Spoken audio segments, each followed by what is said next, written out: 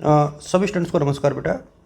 ये छोटा सा वीडियो है जिसमें हम लोग डिस्कस करने वाले हैं आप लोगों की कोटा यूनिवर्सिटी के हिंदी के सिलेबस के ऊपर और इसके कुछ इम्पोर्टेंट टॉपिक्स के ऊपर। देखिए, इसमें से क्वेश्चंस थोड़े से ढूंढना मुश्किल है और उसका रीज़न भी है क्योंकि बहुत एक प्रकार से ब्रॉड इसका सिलेबस है और वहाँ से इम्पोर्टेंट ढूंढना आसान नहीं है। आप लोगों के पेपर का नाम प्राचीन काव्य है और ये प्राइवेट और रेगुलर दोनों की बात हो रही है। पेपर अलग अलग हालांकि आएगा, प्राइवेट का अलग आता है, रेगुलर का अलग आता है और दोनों के हिसाब से मैं ये बता रहा हूँ, ज़्यादा बड़ा वीडियो है नहीं है। पेपर का पैटर्न अब आप समझ गए होंगे, काफ़ी पेपर आपके हो चुके हैं। तो एक तो दो खंड आते हैं, खंड ए और खंड बे।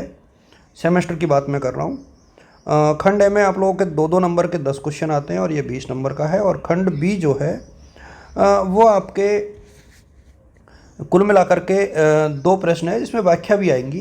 ध्यान रहे इस चीज़ का।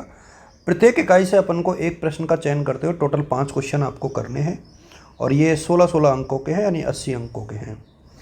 अब बात करें, देखिए, मैं दो तरीके की रणनीति आप यहाँ पर अपना सकते हैं, ख़ास तौर पे जो भी स्टूडेंट्स देखते हैं। मुझे लगता है कि जैसे पहली यूनिट है, अब पहली यूनिट में से जैसे चंद्रवरदाई आपको पूरा पढ़ना है, जिससे कि पृथ्वीराज रासो के जो छंद हैं, इसमें से आपको ये टोटल 8 छंद दे रखे हैं। तो इनको आप अच्छे से पढ़ लोगे तो मेरे सामने एक क्वेश्चन आपका यहाँ से क्लियर हो जाएगा। तो ये पूरा पढ़ने में ही फ़ायदा है, क्योंकि ऐसे आधे अधूरे पढ़ोगे तो मेरे सामने बैठेगा नहीं। और मेरे सामने जायसी को पूरा पढ़ लो आप और चंद्रवरदाई को पढ़ लो, तो कबीरदास में से फिर आप कुछ चीज़ें छोड़ सकते हो। कबीरदास के जो है यहाँ पर बुक यहाँ पर दे रखी है, जैसे जायसी की ग्रंथावली। आपको पढ़नी तो खैर डायरेक्ट ही चाहिए ये, पता नहीं आप लोग कहाँ से देख रहे हो। इसमें जो मानस रोधक खंड है ये वाला आपको देखना चाहिए। यूनिट 3 की यदि हम लोग बात करें ना, तो अब यहाँ पर आप देख पा रहे हो, देखो सूरदास भी दिया हुआ है, तुलसीदास भी है, रसखान भी है, मीरा भी है। तो अब अलग अलग दे रखा है। अब कुल मिलाकर के यदि आप सूरदास पढ़ते हो तो बहुत चीज़ें देखनी पड़ेगी आपको। तो यहाँ से मेरा विशेष तौर पे ये मानना है कि एक तो चूँकि तुलसीदास अपने आप में एक बहुत बड़ा, तुलसी की जो ग्रंथावली है उसमें आपको गीतावली पढ़ना चाहिए, आपको विनय पत्रिका आपको देख लेनी चाहिए। विनय पत्रिका के ये जो नंबर दे रखे हैं, कुल जो पद दे रखे हैं 105, 162 ये वाले, सिर्फ यही देखने हैं, पूरी विनय पत्रिका नहीं पढ़नी है आपको। तो मुझे लगता है रसखान में से यदि आप देखोगे तो सुजान जो रसखान है, इसमें से 21 पद आपके दिए हुए हैं, तो 21 में से कम आपको 5-7 पद जो है देख लेने चाहिए।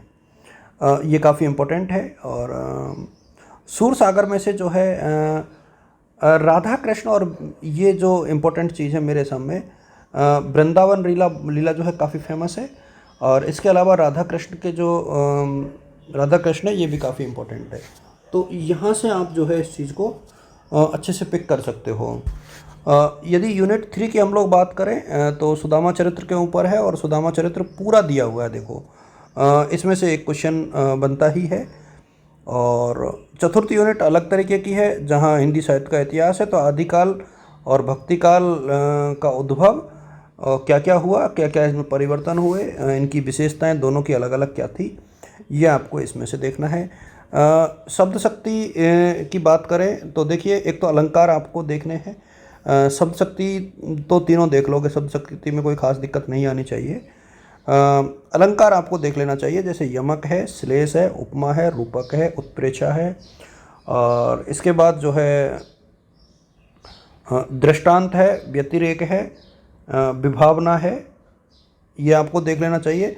यदि हम लोग बात करें छंदों में, तो छंदों में आपको दोहा, सोरठा, चौपाई और सबैया, ये आपको देख लेना चाहिए।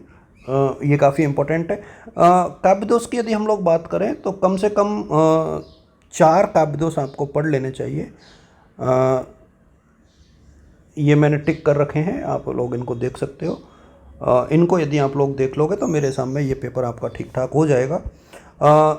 हिंदी का पेपर है, बुक दे रखी है, हिंदी साहित्य का इतिहास आचार्य रामचंद्र शुक्ल की है। अब आप लोग कहाँ से पढ़ रहे हो वो तो अपने ऊपर है, लेकिन यहाँ से इनको देखिए। और अच्छे से पेपर कीजिए। अब चूँकि पैटर्न का आपको पता लग गया है, असाइनमेंट्स आपको अगले कुछ दिनों में जो है मिल जाएंगे। अगले 2-4 दिनों में आप लोगों को असाइनमेंट्स के ऊपर जो है पूरी चीज़ें आपके कॉलेज में जहाँ परीक्षा देने जा रहे हो वहाँ पे पता लग जाएगी, नहीं तो 15 तारीख को डेफिनेटली आपको बता दिया जाएगा। आप सभी को शुभकामनाएं, wishing you all the best और गुड लक। थैंक्स।